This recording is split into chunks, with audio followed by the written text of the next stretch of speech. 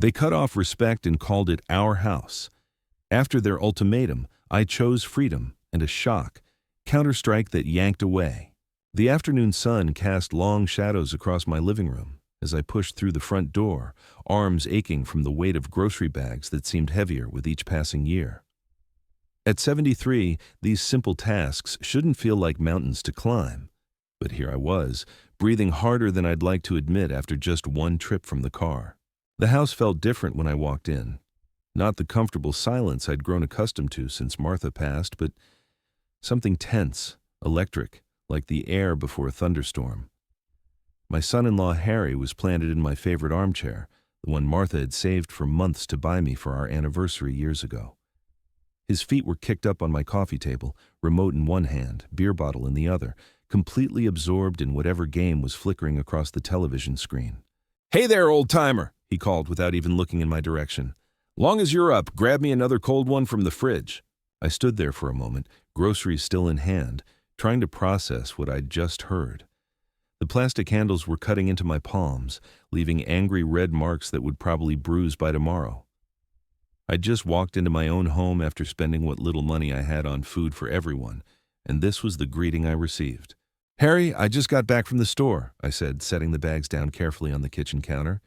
"I need to put these away before anything spoils." Now he turned to look at me, and there was something in his expression I didn't like, a kind of casual arrogance that made my stomach tighten. "Come on, Clark, what's the big deal? You're already standing up, I'm comfortable. Just grab me a Corona, not that generic stuff you usually drink." The irony wasn't lost on me. Those Coronas in my refrigerator? I'd bought them specifically for him with money from my Social Security check, money that should have gone toward my own needs, my own comfort, in what were supposed to be my golden years. Instead, I was buying premium beer for a man who couldn't even be bothered to say please or thank you. "Harry," I began, trying to keep my voice steady. "I just walked in. I need to—" "Look, Clark," he interrupted, rising from the chair with deliberate slowness, using his height and youth like weapons. At 35, he towered over my aging frame, and he knew it. "Here's how this is going to work from now on. This is our house now. Tiffany and I, we're the ones making the payments. We're the ones keeping this place running. That means when I ask you to do something, you do it.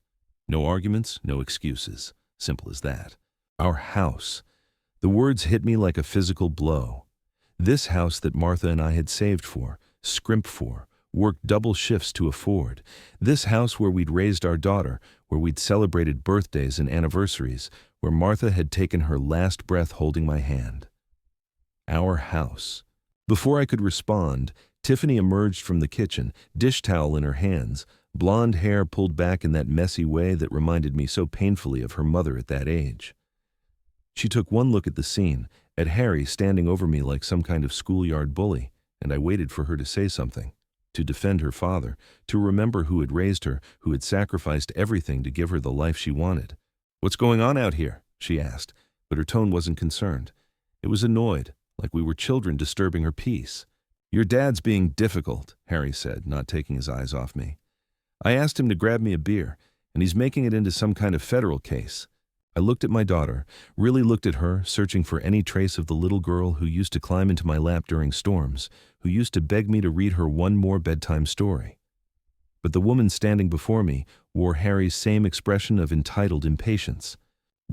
"Dad?" she said, and there was disappointment in her voice, disappointment in me. "Just get him the beer. It's not worth fighting over." But Harry wasn't finished. He stepped closer, close enough that I could smell the alcohol on his breath, close enough to make his point crystal clear. "See, Clark, here's what you need to understand. You live in our house now. You eat our food, you use our utilities, you benefit from our generosity. The least you can do is contribute. That means when I ask you to do something, you do it. No questions, no attitude. That's just how it's going to be." The silence that followed was deafening. I could hear the refrigerator humming in the kitchen, could hear the tick of the grandfather clock Martha had loved so much. But mostly, I could hear the sound of my own heart breaking. Because this wasn't just about a beer. This was about respect. This was about dignity. This was about everything I'd worked for my entire life, being reduced to this moment, this ultimatum, this choice between submission and homelessness. Tiffany moved to stand beside her husband, presenting a united front against the man who had given her everything. "Dad," she said, and her voice carried a finality that chilled me to the bone. "You need to decide right now. Either you help Harry and do what he asks, or you can pack your things and leave." The words hung in the air like smoke from a house fire, acrid and choking. I looked at my daughter, this woman I'd raised from birth, this child I'd worked 3 jobs to put through college, whose wedding I'd paid for when Harry's family couldn't afford their share. I searched her face for any sign of the love I thought we'd shared, any hint of the bond I thought was unbreakable. But there was nothing, just the cold calculation of someone who'd made their choice, and it wasn't me. "All right," I said quietly, my voice steadier than I felt. "All right." Harry's face broke into a satisfied smirk, the look of a man who thought he'd just won a decisive victory.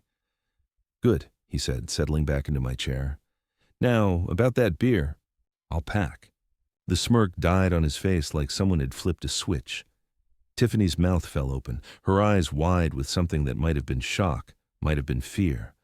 They'd expected me to fold, to shuffle off to the kitchen like a beaten dog, to accept my new role as their live-in servant without protest. They'd forgotten who they were dealing with.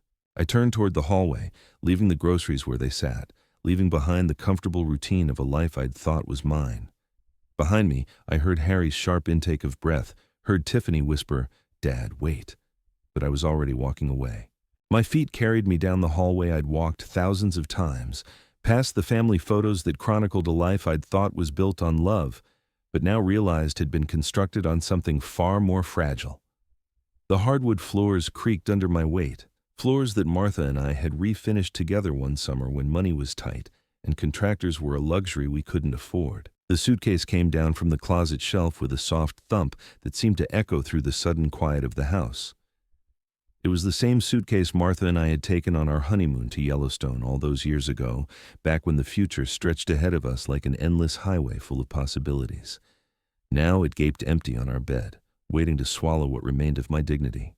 I packed methodically, the way I'd learned to do everything in my 73 years. Underwear, socks, 3 changes of clothes, nothing fancy, nothing sentimental except for the small framed photo of Martha that I wrapped carefully in tissue paper before tucking into the side pocket. My medications went in next, then my reading glasses, the small leather journal where I tracked my meager expenses. From the living room, I could hear the low murmur of urgent whispers, Harry's voice occasionally rising above Tiffany's softer tones. They were trying to figure out how to handle this unexpected rebellion, how to manage the old man who'd suddenly grown a spine. Let them figure it out. I was done being managed. When I wheeled the suitcase back down the hallway 20 minutes later, they were both waiting. Harry had returned to the chair, but his posture was different now, alert and watchful. Tiffany stood by the kitchen doorway, arms crossed, trying to look stern but failing to hide the uncertainty in her eyes. Neither of them said goodbye. The car started on the first try, my old Buick as reliable as ever. I backed out of the driveway without looking at the house, without checking to see if they were watching from the window. The 30-minute drive ahead of me would give me time to think.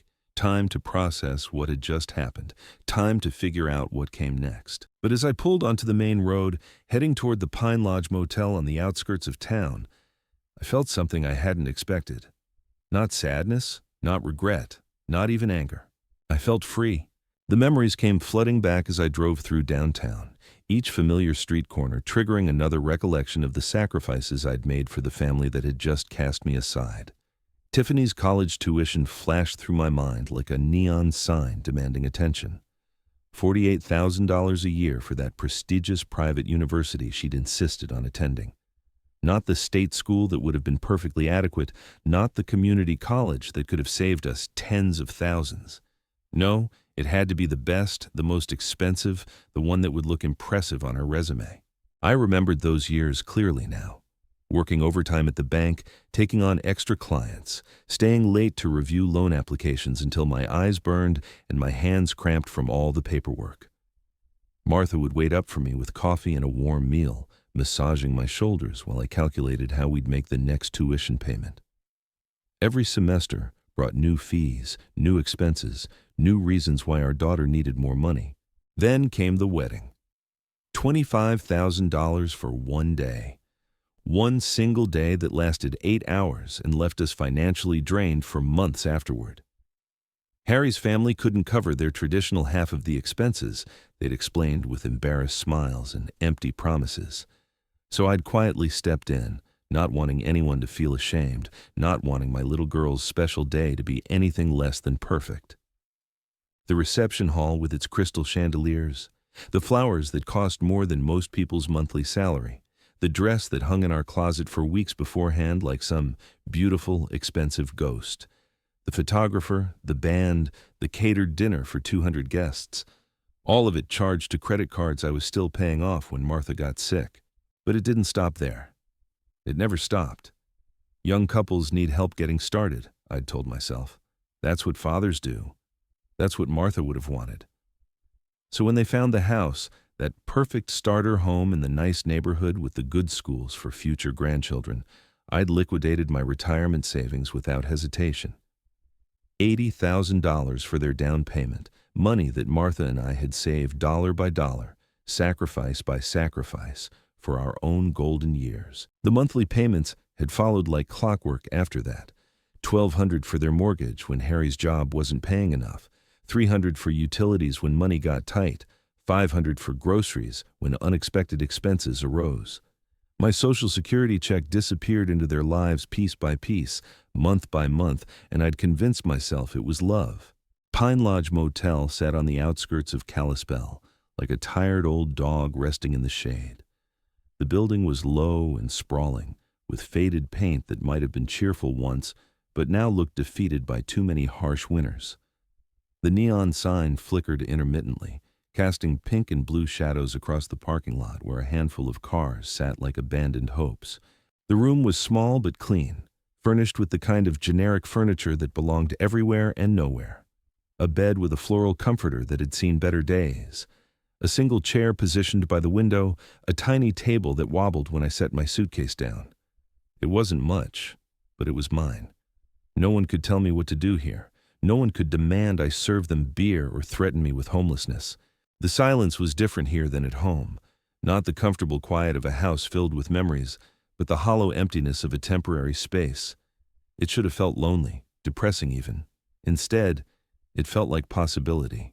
I pulled out my phone and scrolled through the contacts, numbers I knew by heart from 30 years in finance, bank customer service lines, insurance companies, credit card services. Tomorrow was Sunday, but automated systems never slept. Some calls could still be made, some changes could still be initiated. Opening my laptop on the small table, I logged into my online banking account. The numbers glowed on the screen like accusations. Checking account, savings account, retirement funds, numbers that represented a lifetime of careful planning, of denying myself small luxuries so I could take care of my family. The cursor blinked in the search bar, waiting for me to decide what came next.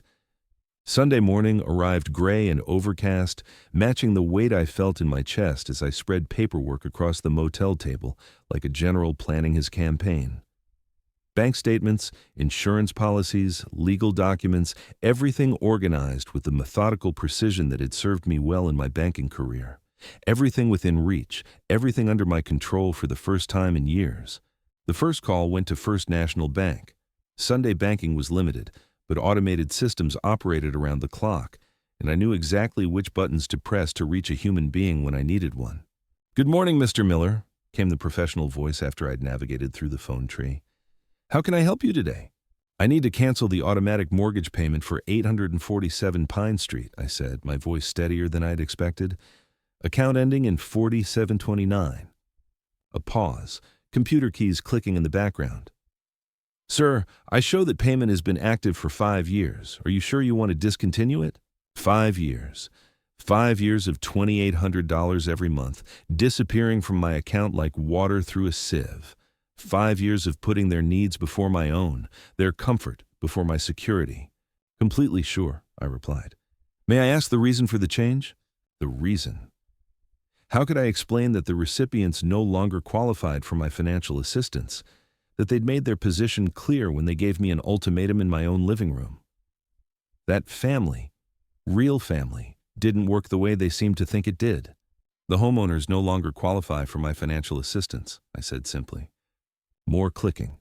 Professional efficiency taking over where human curiosity might have lingered. Very well, Mr. Miller. The automatic payment will be canceled effective immediately. You should receive written confirmation within 3 business days. The second call was easier. Geico had been insuring both their cars on my policy for 3 years. Harry's Silverado and Tiffany's Honda, $280 every month for vehicles I never drove, coverage for accidents I'd never cause. The representative was helpful and efficient, removing both vehicles without question when I explained that my daughter and son-in-law would need to establish their own coverage. When would you like this change to take effect? She asked. Today, I said, and meant it. The credit cards took longer. Tiffany was an authorized user on 3 of my accounts: Visa, MasterCard, and the store card from Costco. $500 monthly I'd been paying on balances I'd never created, purchases I'd never made. The representatives were understanding, explaining that removing authorized users would require them to apply for their own credit, but any outstanding balances would remain my responsibility. I understood. I understood more than they knew, but I also understood that I wouldn't be adding to those balances anymore. Each call felt like lifting a weight from my shoulders. 30 years of banking experience had taught me the system's ins and outs, the legal language, the proper procedures. Everything I was doing was completely within my rights. More than that, it was overdue. The life insurance required written documentation, but I started the process over the phone. $100,000 that was supposed to go to Tiffany, money I'd earned to protect my family's future. But family meant something different now than it had when I'd signed those papers. By noon, I'd made 8 calls. Mortgage payments stopped, insurance canceled, credit cards blocked, automatic transfers that had been bleeding my accounts dry for years. All of it ended with polite conversations and confirmation numbers, professional courtesy masking personal revolution. I sat back in the cheap motel chair and looked at my notes. Confirmation numbers, reference codes, effective dates. The paper trail of financial independence spread across the table like evidence of a crime I'd finally stopped committing against myself. My phone sat silent beside the paperwork. No missed calls, no urgent messages. They didn't know yet. Probably wouldn't know until the first payment bounced, until the first bill arrived with their names on it instead of mine. But they would know soon enough. I closed my laptop and walked to the window. Across the parking lot, an elderly man was loading suitcases into a pickup truck while his wife directed the operation with gentle efficiency. Probably heading home from visiting grandchildren, or maybe starting a long postponed vacation. I envied their easy partnership, the way they moved around each other with practiced familiarity. Martha and I had been like that once. Before the cancer, before the medical bills, before the long decline that had left me alone in a house that no longer felt like home. Before I'd become nothing more than a walking ATM to the daughter we'd raised together. My phone buzzed against the table. Unknown number. I let it ring. The week that followed passed quietly for me, but apparently not for them. I'd settled into an unexpected rhythm at Pine Lodge, coffee from the lobby each morning, breakfast at the diner down the street, long walks around Kalispell's quiet neighborhoods.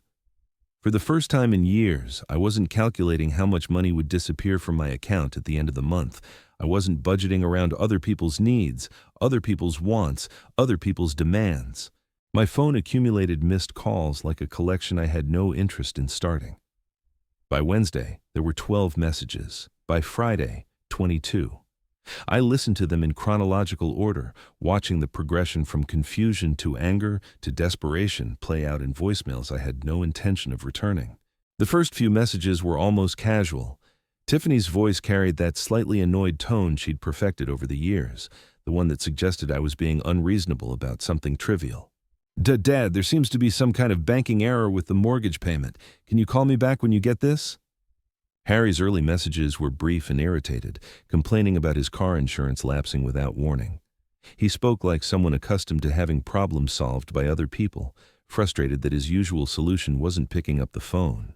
But by the middle of the week, panic had crept into their voices like water seeping through cracks in a foundation. Dad, what the hell is going on? Tiffany's voice cracked with frustration on Wednesday's message. The bank says you stopped the automatic payment. They want the full amount by Friday or they'll start foreclosure proceedings. You need to call me back right now. Foreclosure proceedings. The words should have struck fear into my heart, should have sent me scrambling to fix whatever mistake had caused this crisis. Instead, I felt nothing but mild curiosity about their growing desperation. Harry's messages grew increasingly aggressive as the week progressed. Clark, you need to fix this immediately. I've got people asking questions about my insurance. You're making us look like deadbeats out here. Making them look like deadbeats. As if their financial stability was my responsibility to maintain. As if their reputation in the community was something I owed them, along with everything else. The later calls bordered on begging. Tiffany crying, promising they'd work something out if I just called them back. Harry trying a different approach, claiming he'd been too harsh and wanted to make things right. The desperation in their voices was palpable, but it felt distant, like listening to actors perform in a play I was no longer interested in watching. I deleted each message after listening, feeling nothing but detached interest in how quickly their world was unraveling without my financial foundation holding it together. Thursday morning brought a knock at my motel room door. Through the peephole, I could see them both standing on the concrete walkway. Tiffany looked disheveled, her usually perfect hair uncombed, dark circles under her eyes. Harry stood beside her in wrinkled work clothes, both of them looking like they'd slept badly. I opened the door, but didn't invite them in. The morning air was crisp, carrying the scent of pine trees and the promise of rain. "Dad," Tiffany's voice was small, broken. Her usual composure had cracked completely. "We need to talk." "About what?" I asked, genuinely curious. Harry pushed forward, his face flushed with anger and something that might have been fear. "About the fact that you're trying to ruin our lives over some stupid argument about beer." The simplicity of his understanding was almost charming. A stupid argument about beer.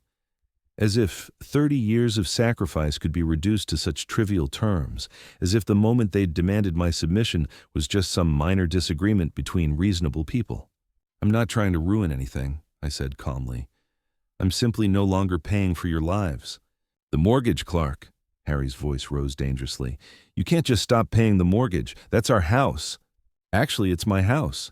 The words came out with surprising firmness. "My name on the deed, my signature on the loan. You two were just guests." Tiffany grabbed Harry's arm as he stepped closer to the door, perhaps sensing that his usual intimidation tactics might not work as well in a public parking lot. "Dad, please, we can work this out. Harry was wrong to talk to you that way. We both were. But you can't just leave us with no warning, no discussion." "You gave me an ultimatum," I reminded her. "Do what Harry says or get out. Those were your exact words." "I didn't mean it like that." "Yes, you did." I looked at my daughter, really looked at her, and saw a stranger wearing a familiar face. "You meant every word. You just didn't expect me to choose option 2. Harry tried a different approach, his voice artificially calm, like a man trying to talk someone down from a ledge. "Look, we all said things we didn't mean. But you're talking about our home, our credit, our whole lives. You can't just pull the rug out like this." "I can, and I did." I started to close the door. "You wanted me to leave. I left. You wanted to handle your own lives. Now you can." "Dad, wait." Tiffany's voice broke completely. "What about family? What about everything we've been through together?" I paused, looking at her desperate face. For just a moment, I remembered the little girl who used to help me rake leaves in the fall, who brought me dandelions she'd picked from the yard, with dirt still clinging to the roots. But that little girl had grown into someone who could stand by while her husband humiliated her father in his own living room. "Family works both ways, sweetheart," I said quietly. "I spent 5 years taking care of you both. When it was time for you to take care of me, you chose him instead." Harry's fake composure cracked like ice under pressure. "You crazy old bastard, you can't just—" "I can call the police if you keep raising your voice," I interrupted. "This is private property, and you're disturbing the peace." They stared at me, probably seeing me clearly for the first time in years. Not the soft-hearted father and future grandfather, not the convenient bank account with legs, just a man who'd finally learned to say no. Harry grabbed Tiffany's elbow with unnecessary force. "Come on, we'll figure this out ourselves." They walked back to their car, Harry's swagger replaced by worried hunching. Tiffany looked back over her shoulder like she was seeing a stranger, which, I supposed, she was. I watched them drive away, then closed the door and returned to my laptop. There were still calls to make, still accounts to close. The work of dismantling a relationship was far from finished. I needed coffee and a chance to think clearly. The diner on Main Street had always been my refuge when Martha was alive. She'd meet me there after her doctor appointments, and we'd split a piece of apple pie while discussing nothing important. The walk there would do me good, give me time to process yesterday's confrontation. The 3 blocks felt longer than usual, my breath visible in the crisp mountain air. But the routine felt grounding after the emotional upheaval of seeing my daughter reduced to begging in a motel parking lot. The diner's bell chimed as I entered, and the familiar smell of coffee and bacon grease created that comfortable fog of normalcy I'd been craving. I'd barely settled into my usual corner booth when a familiar voice called out from across the room. "Clark Miller? Well, I'll be damned." Bob Harrison rose from a table near the window, newspaper folded under his arm. We'd worked together at First National for 15 years before his transfer to the main branch. Bob had handled commercial loans while I managed personal accounts, but we'd shared enough coffee breaks over the years to consider ourselves friends. "Bob," I stood to shake his hand, "good to see you. Mind if I join you?" He didn't wait for an answer, sliding into the opposite seat. "Haven't seen you since Martha's service. Heard you moved out to Pine Lodge. Everything all right?" The waitress appeared with coffee before I could answer. I used the interruption to consider how much to share. Bob was trustworthy, but he was also a banker with professional obligations and a tendency toward gossip. "Family situation," I said finally. "Needed some space to think things through." Bob nodded slowly, studying my face with the careful attention of someone who'd spent decades reading people's financial secrets. "That son-in-law of yours tried to pull a fast one on us a few months back." My coffee cup stopped halfway to my lips. "What kind of fast one?" "Wanted a home equity loan on your house. $50,000. Bob's expression darkened with professional disapproval.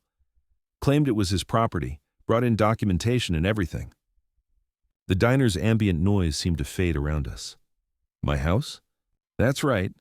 Had some paperwork that looked official at first glance. But when we ran the title search," Bob shook his head. "Everything came back to you, of course. Clean title, no co-signers, nothing that would give him any claim to the property." I set my cup down carefully, processing this information like pieces of a puzzle I'd been trying to solve for months. When exactly did this happen? December, maybe January. I handled the application personally because of the amount involved. Bob leaned forward, lowering his voice. "Clark, he wasn't just mistaken about ownership. This was deliberate fraud. The documents he brought in were forged. The implications hit me like cold water thrown in my face. 3 months ago, Harry had been planning to steal from me. This wasn't desperation born from our current crisis. This was premeditated deception, calculated theft disguised as legitimate business." "Did you report it?"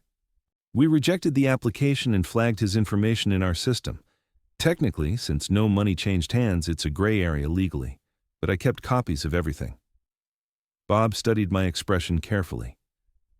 "You really didn't know about this?"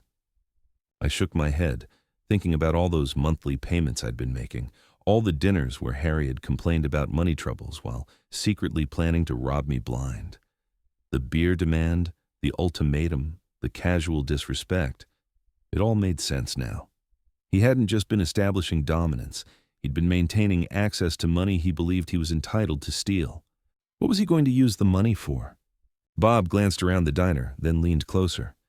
"According to his application, home improvements, but word around town is Harry's got gambling debts, pretty substantial ones." The final piece clicked into place. "How substantial?" "Jim Morrison might know more details." "You remember Detective Morrison?" "He mentioned something about Harry being a regular at Glacier Peaks Casino." I did remember Jim Morrison. We'd served on the church building committee together, and his daughter had been in Tiffany's graduating class. If Jim had information about Harry's gambling habits, it was probably accurate and detailed. "Bob, I appreciate you telling me this." I pulled out my wallet to pay for coffee I'd barely touched. "Clark, be careful.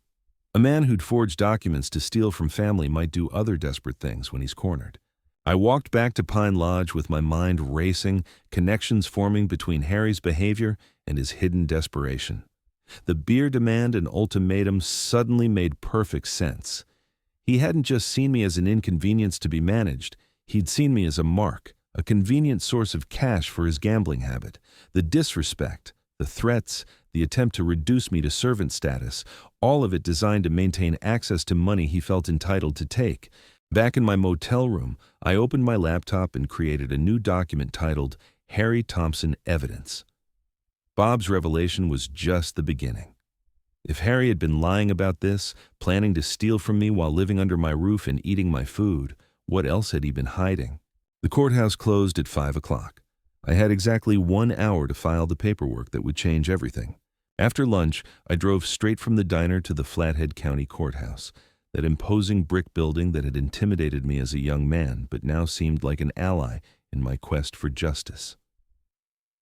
The clerk's office was on the second floor, staffed by a middle-aged woman who processed my eviction notice with the kind of professional efficiency that comes from handling family disasters on a daily basis.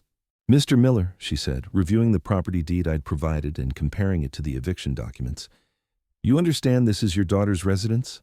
"It's my property," I replied firmly. "The residents have violated the terms of their occupancy." "What terms would those be?" I'd prepared for this question during the drive over. "Verbal agreement requiring mutual respect and contribution to household expenses. Both conditions have been breached repeatedly." She stamped the papers with practiced authority, each thump of the official seal sounding like a nail in the coffin of my old life. 30-day notice period begins today. If they contest, we'll schedule a hearing. Otherwise, the sheriff will serve final papers after the deadline expires. How long before they receive this? Sheriff's Department handles service of process, usually within 48 hours. I thanked her and collected my copies, feeling the weight of legal authority behind my actions for the first time in this entire mess. No more financial manipulation disguised as family obligation. No more emotional blackmail wrapped in guilt about abandoning my responsibilities. Everything was going through proper channels now, handled by professionals who understood that property rights meant something. My next stop was the police station, where Detective Jim Morrison kept his office in the back corner of the building. The space was cramped, dominated by filing cabinets and coffee-stained paperwork that spoke of too many cases and not enough time. Jim had aged since I'd last seen him at Martha's funeral. More gray hair, deeper lines around his eyes, but his handshake was still firm and his attention still sharp. "Clark, what brings you to my corner of the world?" "Information gathering," I said, settling into the chair across from his desk. "Bob Harrison mentioned you might know something about Harry Thompson's gambling activities." Jim's expression shifted to professional interest, his casual demeanor replaced by the focused attention of a detective who'd just heard something significant. "Your son-in-law? What's the context here?" I explained the situation briefly, hitting the highlights without getting bogged down in emotional details. The ultimatum, my departure, the discovery of Harry's attempted loan fraud. Jim listened without interrupting, occasionally making notes on a yellow legal pad. Harry's definitely known at Glacier Peaks," Jim said when I finished. "Regular player, usually at the poker tables. Staff mentioned he's been more frequent lately, playing higher stakes than his income should support. Any idea how much he owes?" "Different creditors, different amounts. We've had calls about collection issues, though nothing criminal yet. Heading in that direction, though." Jim leaned back in his chair, tapping his pen against the desk. "I'd estimate 18,000 to 20,000 total, maybe more." The numbers staggered me. Harry had been living in my house, eating my food, demanding my respect, while secretly burning through enough money to buy a decent car. The sheer audacity of it was breathtaking. Who are these creditors? Mix of legitimate lenders and less savory characters. The legitimate ones are getting impatient with his payment schedule. The others, Jim shrugged. Let's just say they don't usually involve law enforcement in their collection methods. A chill ran down my spine. What's the timeline looking like? He's been stalling for about 6 weeks now. Most creditors will give someone 3 months before escalating to more serious measures. Harry's running out of road fast. I left the police station with a much clearer picture of my son-in-law's situation. The gambling explained his desperation, his attempt to fraudulently mortgage my house, and his increasing aggression toward me. I wasn't just a convenient funding source anymore. I was his only hope of avoiding some very serious consequences. That evening, I sat in my motel room reviewing the day's progress like a general studying battlefield reports. Legal eviction notice filed and ready for service. Confirmation of Harry's gambling debts and fraudulent activities. A growing network of professional allies who understood the real situation and were willing to help document the truth. I opened my laptop and updated my evidence file, adding Jim Morrison's information to Bob Harrison's revelations. Pattern recognition had been a crucial skill in my banking career, and the patterns here were becoming crystal clear. Harry wasn't just disrespectful or entitled. He was desperate, dishonest, and potentially dangerous. The more pressure he felt from his creditors, the more reckless he would become. I needed to be ready for whatever came next. Tomorrow, I would start making strategic phone calls to Harry's creditors. Not to pay his debts, those consequences were his to face, but to ensure they knew his true financial situation, including the fact that he had absolutely no legal claim to my property. The truth, I'd learned over the years, was always the best weapon in any fight. Word travels fast in a town like Kalispell, especially when it involves family drama and financial scandal. By Friday, I realized it was time to control the narrative before Harry's desperation led him to spread lies about my mental state or his supposed rights to my property. My first encounter happened at the post office, where Mrs. Henderson from the church mailing committee cornered me near the stamp machine. She was one of those women who collected information like others collected recipes, always ready to share what she'd learned with anyone willing to listen. "Clark, dear," she said, her voice dripping with false concern. "I've been hearing troubling things about family troubles. Is everything all right?" I considered my response carefully.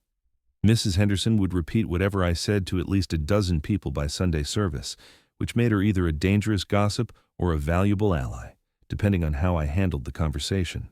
"Tiffany and Harry asked me to move out, so I did," I said simply. "Sometimes adult children need to handle their own responsibilities." Her eyebrows rose dramatically. "They asked you to leave your own house?"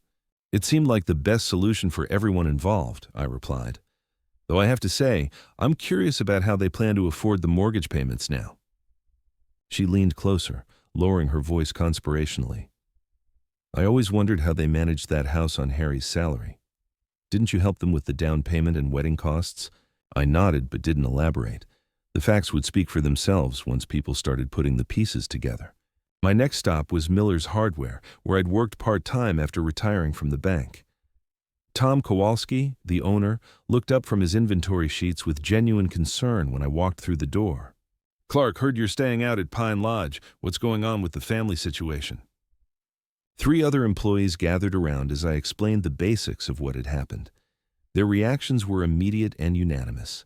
Shock that Harry had treated me so disrespectfully, anger that I'd been supporting them financially for years without proper recognition or gratitude. "You paid for their college tuition?" Dave, the assistant manager, shook his head in disbelief. "Harry told everyone his family was well off, said they were helping you with mortgage payments."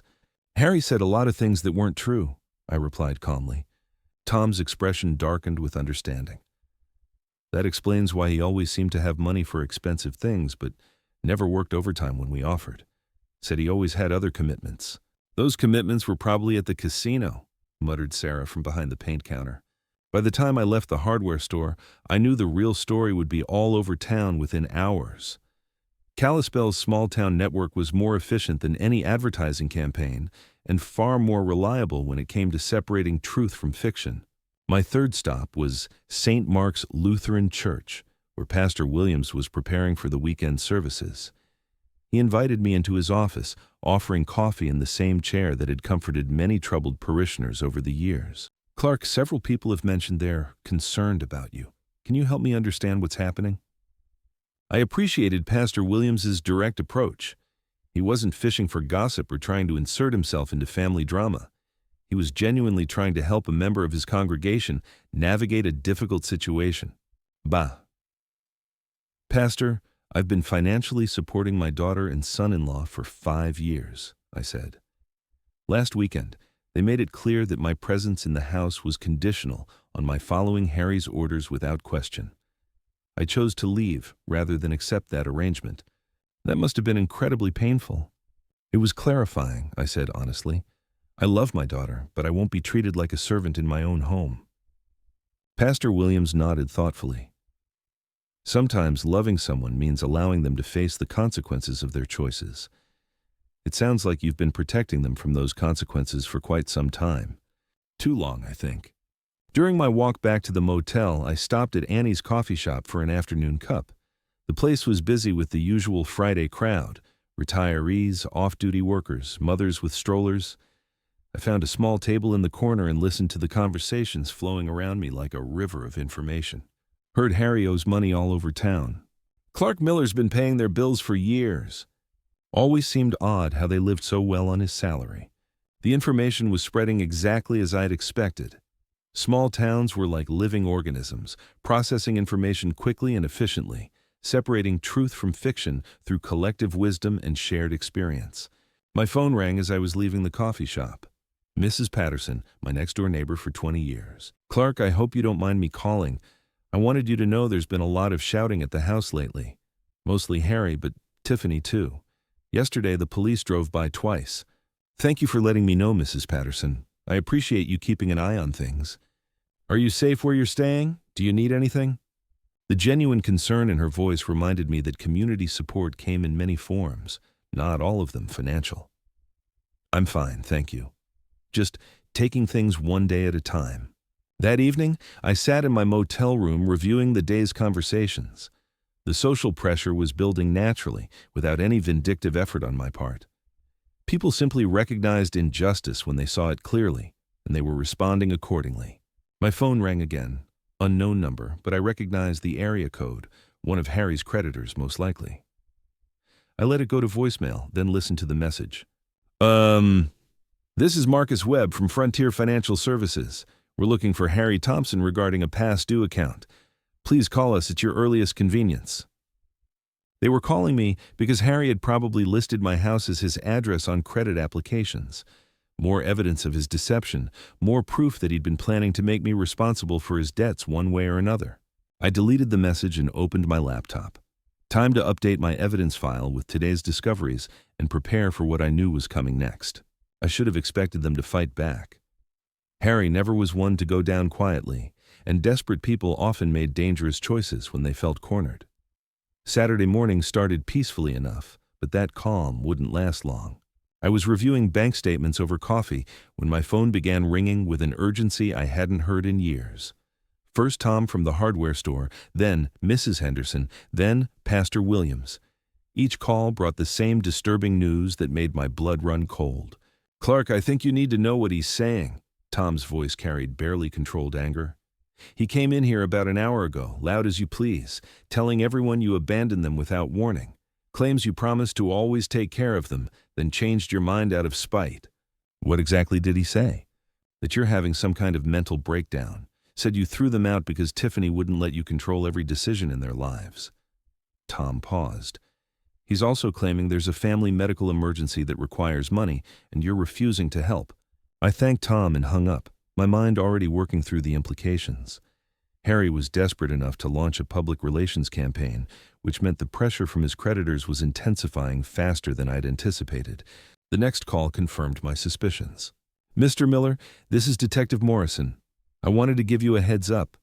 Harry Thompson was here this morning filing a complaint about elder abuse. Claims you're being manipulated by someone at the bank to make bad financial decisions. Elder abuse. Complete nonsense, of course, but I understood the strategy. He was trying to create an official record of my supposed mental incompetence. I told him we'd need medical documentation and witness statements, which he obviously can't provide, Jim continued. But I thought you should know he's escalating things. 20 minutes later, my phone rang again. Tiffany's number. Dad, please pick up. I know you're angry, but there are things you don't understand. Her voice was thick with tears. I'm pregnant, Dad. The stress from all this is making me sick. The doctor says if things don't calm down, I could lose the baby. I felt that familiar twist in my stomach, the same protective instinct that had made me vulnerable to their manipulation for years. But something in her tone seemed rehearsed, desperate in a calculated way. "Congratulations on the pregnancy, sweetheart. When did you find out?" "Last week, right before everything fell apart." Her voice broke convincingly. "Dad, I can't lose my baby because of money problems. You always said family comes first." "Family does come first. That's why I spent $60,000 on your education and $25,000 on your wedding." "But what about now? What about your grandchild?" The question hung in the air like bait on a hook. If she was really pregnant, if there was truly a medical crisis, then my actions could have unintended consequences. But the timing seemed too convenient, the emotional manipulation too practiced. "Tiffany, have you seen a doctor about these pregnancy complications?" A pause. "I have an appointment next week." "Which doctor?" "Dr. Richards at the women's clinic." I knew Dr. Richards. Martha had seen her for years. "I'll call her office to see how I can help with medical expenses." "Dad, you don't need to call. If there's a genuine medical emergency involving my grandchild, I want to help. Dr. Richards will know the best way to handle things." Tiffany's voice became sharp. "You can't just call my doctor. That's private information." "You're right. You can have her call me directly to discuss payment options." The call ended abruptly. An hour later, I was walking downtown when I encountered Harry outside the First National Bank. He was talking loudly to anyone who would listen, his voice carrying that aggressive edge I'd learned to recognize. "Oh, he's lost his mind," Harry was saying to a small crowd of customers. "Senile old man thinks everyone's trying to steal from him. Kicked his own pregnant daughter out of the house over nothing." I approached calmly, and the crowd noticed me before Harry did. Faces turned in my direction, expressions shifting as they recognized the subject of Harry's rant. Harry spun around, his face flushing red. "There he is, the man who abandoned his own family." "Hello, Harry," I kept my voice level. "How's the gambling debt situation working out?" The accusation hit him like a physical blow. Several people in the crowd murmured among themselves, pieces of a puzzle clicking into place. "You're crazy," Harry sputtered. "I don't know what you're talking about." $18,000, according to Detective Morrison. Glacier Peaks Casino, mostly poker tables. I looked at the gathering crowd. Amazing how much money someone can lose when they're not paying their own living expenses. Harry's face went from red to purple. He stepped closer, using his height advantage like a weapon. "You senile old bastard, you can't just—" "I can document every dollar I've spent supporting you for 5 years, I interrupted. "Can you document where your paychecks went?" The crowd was listening intently now, processing this new information. Harry realized he'd lost control of the narrative completely. "Come on," he growled, pushing through the crowd. "This isn't over, Clark." I watched him storm away, noting how several people pulled out their phones. The real story would be all over social media within the hour. Back at the motel, I opened my laptop and began documenting the day's events. Harry's counterattack was failing, because it was built on lies that couldn't withstand scrutiny. The community knew my character too well to believe his accusations of mental incompetence or vindictive abandonment, but the pregnancy claim worried me. If Tiffany was really pregnant, the situation became more complicated. I needed verification before making my next move. I picked up my phone and dialed Dr. Richards' office. If there was a real medical emergency, I would help, but I wouldn't be manipulated by fabricated crises anymore. Harry's public threats had crossed a line. I walked back to my motel room, pulled out my phone, and called Detective Morrison. "Jim, we need to talk. Harry's behavior today showed a pattern of escalation that concerns me." "How so?" He confronted me publicly, made threatening gestures in front of witnesses, and his whole demeanor suggested someone losing control. I looked out my motel window toward downtown. "I'd like to file a formal complaint and explore protection options." "Come in tomorrow morning. Bring any documentation you have." But I didn't need to wait until morning. Steve Brennan, the Pine Lodge night manager, knocked on my door an hour later. "Mr. Miller, that man who was yelling in our parking lot earlier came back about 20 minutes ago, stood outside your door for maybe 5 minutes, then left. Made some guests nervous." Steve was a retired Army sergeant who'd seen enough trouble to recognize it developing. "Did he say anything specific?" "Muttered something about teaching old fools lessons. I've got it on security video if you need it. Security footage, physical evidence of Harry's threatening behavior on private property. Steve, would you be willing to provide that footage to the police? Absolutely. Guy like that shouldn't be intimidating elderly residents. The next morning, I arrived at the police station with Steve's security USB drive and a written timeline of Harry's escalating behavior. Detective Morrison reviewed everything with professional thoroughness. Clark, this shows a clear pattern of intimidation. Combined with what I witnessed yesterday at the bank, we have grounds for a restraining order. What would that involve?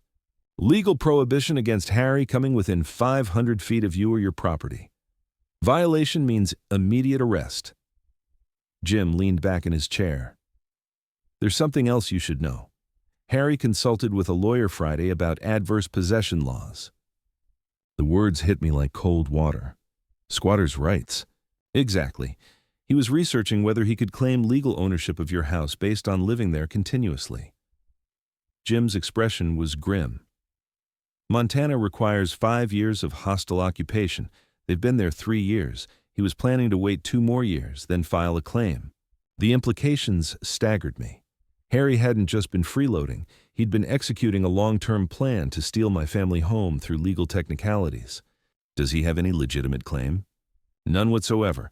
Adverse possession requires hostile occupation without the owner's permission. Since you gave them permission to live there, and they never paid rent or property taxes, there's no legal basis. Jim pulled out a file folder. But it shows premeditation. He's been planning this theft for years. What about the restraining order? I can fast-track it given the evidence. You'll have it by this afternoon. I left the police station with a new understanding of my son-in-law's character. The beer incident hadn't been about establishing dominance. It had been about maintaining a deception that would culminate in stealing my home.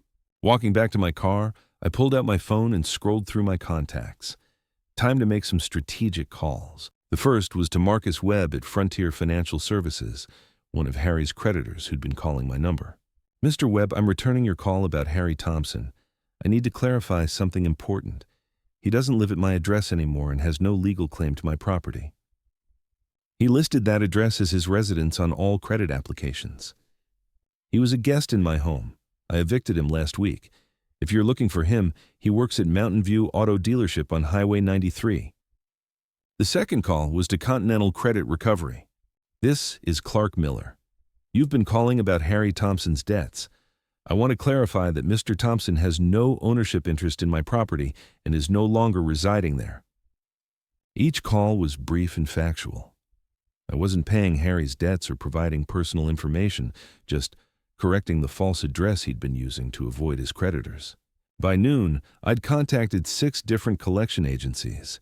Harry's carefully constructed house of cards was about to collapse. That afternoon, Judge Morrison signed my restraining order. Harry Thompson was now legally prohibited from coming within 500 feet of me or my property. Violation would result in immediate arrest and possible jail time. I drove back to Pine Lodge, feeling the satisfaction of justice properly applied. Harry had spent 3 years planning to steal my home. Now he couldn't even approach it legally. My phone buzzed with a text from an unknown number. This isn't over, old man. I forwarded the message to Detective Morrison, then blocked the number. Evidence collection had become second nature. Monday morning arrived with the courthouse clerk stamping my final copy with efficient authority. Mr. Miller, this order is effective immediately. Any contact or approach within 500 feet constitutes a violation. I thanked her and walked to my car, knowing the sheriff's deputy would serve Harry the papers within hours. My phone was already ringing. Clark, this is Mike Brennan from Mountain View Auto. Mike was Harry's boss, a decent man who'd built his dealership on reputation and trust. I need to ask you something directly. Are the things Harry's been saying about you true? What has he been saying? That you had some kind of breakdown and threw him out because of dementia, that there's a family medical emergency and you're refusing to help. Mike's voice carried skepticism. Thing is, Clark, I've known you for 20 years. This doesn't sound like the man who co-signed my son's first car loan. Moakisho. Mike, Harry gave me an ultimatum to obey his orders or leave. I chose to leave. There's no medical emergency and my mental faculties are fine. as my banker, lawyer, and police detective can confirm. A long pause. I was afraid of that. Clark, I've got 3 customers today who mentioned Harry owing them money. One recognized him from the casino. This is affecting my business. I understand. I'm going to have to let him go. Can't have this kind of controversy around customers who trust us with major purchases. 20 minutes later, I was having coffee at Annie's when I saw the first debt collector pull up to my former house. Continental Credit Recovery, based on the magnetic door sign. I'd spoken with them Friday about Harry's false address claims. My phone rang, Tiffany's number. Dad, there are men at the house asking about Harry's debts. They want to know about our assets, our income, everything. Her voice carried genuine panic now. What did you tell them? I told them the truth. That Harry doesn't own my property and no longer lives there. But they're talking about garnishing wages, seizing assets. Dad, I don't understand any of this. Sweetheart, that's what happens when someone borrows money they can't repay. Those are consequences Harry created, not me. He owes $18,000. How's that possible? So she really hadn't known the full extent. Gambling debts, Glacier Peaks Casino, according to Detective Morrison. Silence on the line, then quietly, he told me he was working overtime those nights. I'm sorry you're learning this way, Tiffany. And the sheriff's deputy was here too. Served Harry some kind of legal papers. He's been ranting and throwing things ever since. The restraining order. Harry was probably just realizing that his options had evaporated completely. Dad, he's talking about leaving town. Says there's nothing left here for him. Her voice cracked. What am I supposed to do? Make decisions based on who Harry really is, not who you hoped he was. That evening, I parked across the street from my former house and watched the chaos unfold. 3 different creditor vehicles had visited during the day. Mrs. Patterson next door waved at me sadly, understanding more than words could express. Through the living room window, I could see Harry and Tiffany arguing. His gestures were aggressive, desperate. Hers looked defensive, frightened. The fairy tale marriage built on my financial foundation was crumbling as reality intruded. My phone buzzed, a text from Steve at Pine Lodge. That guy tried to get in the building again. Told him about the restraining order. He left, but he was really angry. I forwarded the message to Detective Morrison. Harry was violating the restraining order within hours of being served. His desperation was making him reckless, which made him dangerous, but it also made him predictable. A desperate man with gambling debts, no job, and legal troubles had limited options. He could face his responsibilities like an adult, or he could run. Given what I'd learned about Harry's character, running seemed most likely. I drove back to Pine Lodge, considering the implications. If Harry fled town to escape his creditors, what would happen to Tiffany? Would she go with him, choosing loyalty to a man who'd deceived her for years? Or would she finally see him clearly and make a different choice? Either way, the consequences were theirs to face. I'd spent 5 years protecting them from reality. That protection had ended the day they asked me to choose between my dignity and their demands. I'd chosen dignity. Now they could choose their own path forward. 3 days later, I received the call I'd been expecting. Dad? Tiffany's voice was small, broken. Harry's gone. He left sometime during the night, took his truck and disappeared. No note, no explanation, nothing. I wasn't surprised. Men like Harry always ran when the consequences of their actions finally caught up with them. I'm sorry your marriage ended this way. I'm not, she said quietly, and for the first time in years I heard something genuine in her voice. I found out he'd been using my credit cards for gambling without telling me. The debts are worse than anyone knew. I filed for divorce this morning. 6 months later, I stood in the front yard of my former family home, watching 3 veteran families move into the transitional housing units the Montana Veterans Housing Initiative had created. The house had been renovated into separate apartments, each family getting privacy while sharing common areas. Staff Sergeant Maria Santos, recently returned from deployment, directed her 2 children toward the playground equipment donated by local businesses. Mr. Miller, this opportunity means everything to us. Thank you for choosing veterans for this gift. Veterans understand sacrifice, I replied. This house should serve people who've actually earned it. My own life had settled into peaceful routines at the lakeside cabin I'd purchased, with money no longer flowing to ungrateful dependents. Morning coffee on the deck overlooking Flathead Lake, afternoon fishing, evening reading, simple pleasures that felt luxurious after years of financial stress and family drama. My phone buzzed with a text from Tiffany. Dad, I'm 3 months into counseling and learning a lot about healthy relationships. Could we try having coffee sometime?